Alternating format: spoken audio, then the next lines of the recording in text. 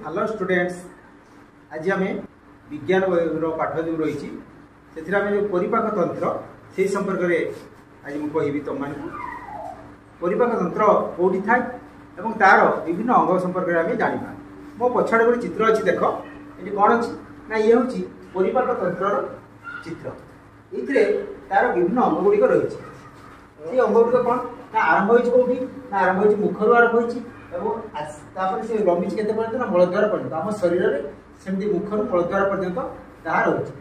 तेरे आज आम केवल तार केतेक अंग संपर्क में जाना किंतु परवर्ती वीडियो आम जाना जे तार कार्य कौन कौ अंगर कि कार्य हो। तेज आस आम प्रथम अंग गुड़िक चिन्ह ना। प्रथम हूँ मुख, तापर हूँ ये हूँ खाद्य नली स्पेगस इंग्राजी कहुए ग्रासनली कहुए।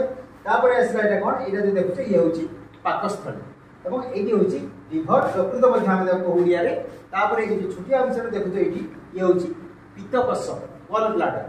तापर ये हूँ ये हूँ पानक्रियाज बा अग्नाशय यार भूमिका बहुत बेसी थाए हजम प्रक्रिया।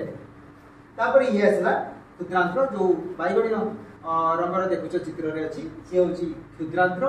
तापर जो लाल रंग रही हूँ बृहदंत्र और शेष हूँ मलद्वार। आज आम ये जाना पिला सब मन रखिए और परवर्ती वीडियो आम जाना तार कार्य सब प्रत्येक अंगर कार्य संपर्क में जाना। धन्यवाद।